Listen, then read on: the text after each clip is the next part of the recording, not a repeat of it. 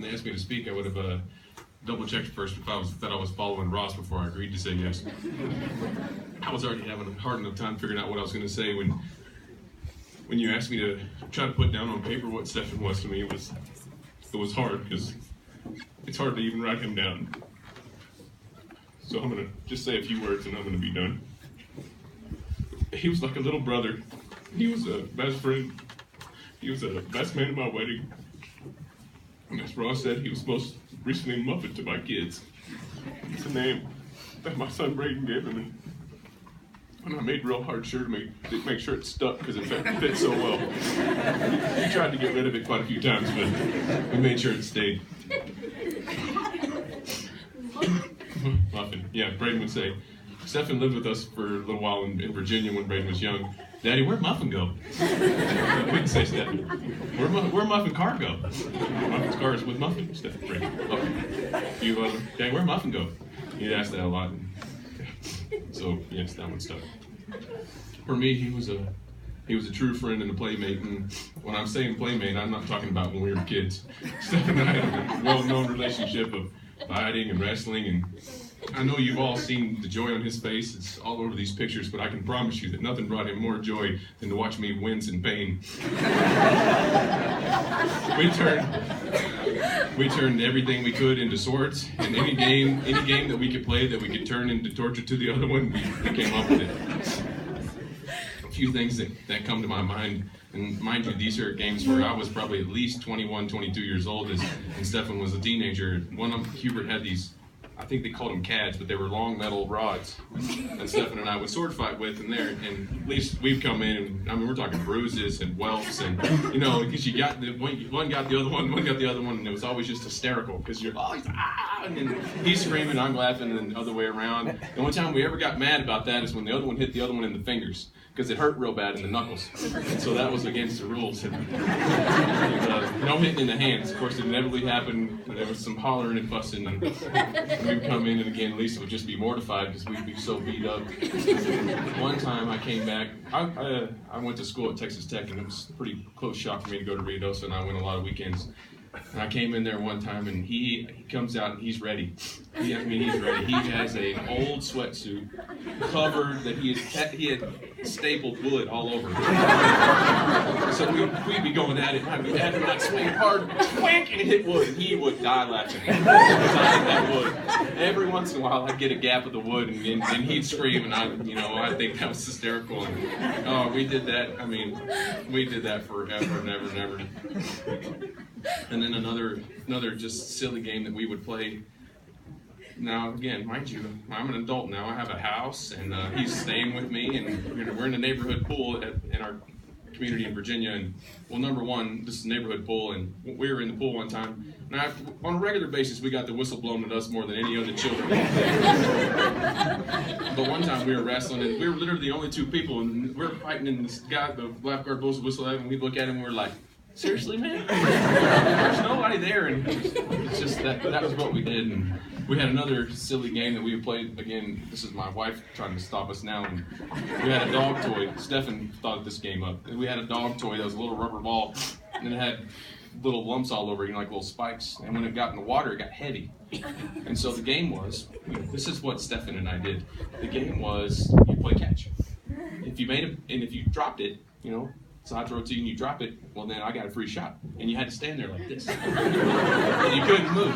If you moved, they got 2 free shots. You were only allowed to move your face. You could dodge the thing. And so, inevitably, we're throwing hard. And it would leave, and it would leave you a whelp, and then you would count how many lumps were on there, and we'd come back and we'd compare them and take pictures, and that's what we did. And as you can see, it was completely ridiculous, but that's what we did. And then that's what we always did.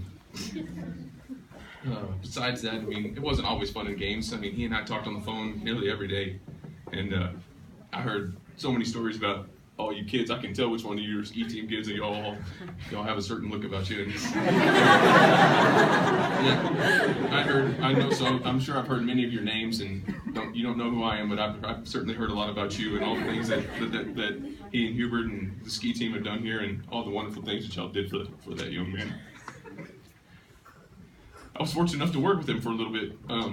at the hospital, I got him a job because I knew he would do well and he would represent me well because I was doing fine at the hospital, and I got to see how he loved people. He could make a friend out of anybody because he knew no strangers. And looking around here again today, I can see that we can, and I believe we can all agree that Seigmann was a beautiful human being. God gave him his gifts to bring joy and laughter to this world, and that's exactly what he did. He lived his life to the fullest. He left a wonderful mark on those he encountered. And I believe, truly, that when we all arrive to those great pearly gates, all we want to hear is, job well done, my faithful servant. And I have no doubt that that's what God told Stefan when he got there. Thanks. That's for me. I have a few other things I've been asked to read. This is from a cousin of ours named Adam. Now, mind you, we have a bunch of cousins. Some of them are sitting here, my younger sister, and various ones. Some of our cousins are a lot older than us, but we have a lot of younger cousins. And this is from Adam, who is about our age. Adam was telling a story about Stefan. It says, rarely in this world do you find in their lives people who shine so bright, love so greatly, and mean so much. You were truly a bright light for many people. You had a natural act of being able to make anyone laugh, and people were drawn to you for your friendship. One story that will always remain fond of me was from Black Friday of 2012. Adam was up visiting in Thanksgiving in Ruidoso, and they were preparing for a night out on Black Friday, and decided to enjoy random shenanigans by going to Walmart and finding highly sought after items and hiding them elsewhere in the store. See, I was the voice, I don't know this, but I was a little bit of the voice of reason, I would probably not told them that this was not okay, but I just wanted to put that out there. So they hid digital cameras in the live goldfish section. They put a TV that they buried deep into a sausage cooler display. This one apparently took about 20 minutes and nearly froze off their fingertips. We even went as far as coming across one of the last new Xboxes and hiding it into dog toys. We even took some time to dress up as superheroes and mess with some kids in the toy section. This particular story isn't one necessary of glamour, but it's one I'll never forget. In fact, the entire Thanksgiving trip that year was one that I will truly cherish for the rest of my life. Meeting so many of your hometown friends, being introduced to your hometown watering holes, and just generally getting to know you on a better level is one of the greatest times of my life. You will surely be missed, Stefan. That was from Adam. This is actually from it's Stefan and I's cousin, Deanne, who is Adam's mom. This is what I was telling you, we're kind of split up in generations because of the war, or at least his older sisters are quite a bit older. He said, my name is Deanne, I'm Stefan's oldest cousin. My youngest cousins are all the age of my two children. As with life and distance, we didn't get to see much of each other when we were growing up. We did, however, reconnect in 2009, unfortunately with the death of our beloved grandmother Mimo, or Mimo as the younger generations called her. Liz Mitchell was her name. Lisa had called to see if there was any way Stefan could drive up with us to the funeral, and he was living in Corpus Christi at the time and going to nursing school. I told her absolutely. So he flew to Houston, and although it was a somber occasion, we had the best time driving in that car for 9+ hours. I took him to his first Buc-ee's in Luling. For those of you who are not from Texas, it's the world's greatest gas station / mini mall with all kinds of food, snacks, and souvenirs. He just couldn't believe it.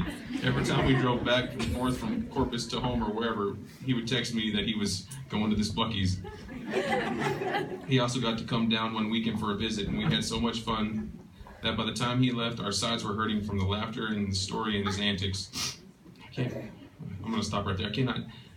It personally touched me looking at all the social media and listening to every single one of these stories, and every one of them is about his laughter, his stories, and his antics. I mean, that boy was something. The love he had for his parents was so touching. He was so supportive of his mom in her quest to do her first half marathon. When Lisa did one of her first 5K races, she told me that he and Katie had signed up for the same race as a surprise to her. She told me she just thought they were there to support her and that she would see them at the end. The gleam in her eye and the happiness in her voice told it all. I told Stefan my biggest regret was that we had wasted so much time not being there when they were all younger. And he told me, don't worry about that. We're all together now and we won't let it happen again. And this past summer, we had a family reunion at my cousin Zach's house, my house. That was the last time I would see Stefan. I'm so thankful that the younger generations of cousins and second cousins are reconnected. I'm so thankful that for the past few years that I was able to reconnect with this wonderful young man. I would say to all of you that have loved ones that you haven't spoken to in a while to pick up the phone, text, do whatever you need to do to reconnect. You never know when it'll be the last. And then she just says, talking to Lisa and Hubert, I'm so sorry I'm not able to be with you there today to comfort you, Lisa and Hubert, in your grief, but know that we love you so much. You were taken away too soon, my dear cousin. That was from Deanne. This last one's from my mom, just a short one. Stefan was a sweet and funny young man. He was an outstanding skier, and he loved his family very much, and we loved him very much. We most remember him for his sense of humor, especially when he would change his voice and make fun of Hubert. We all laughed until our stomachs hurt. He will be missed by so many people. Just the last little thing I'm going to close with is, you're all over the place, and the people that Stefan touched. I was fortunate enough to know him and spend a lot of time with him growing up and to mentor him and get him through his first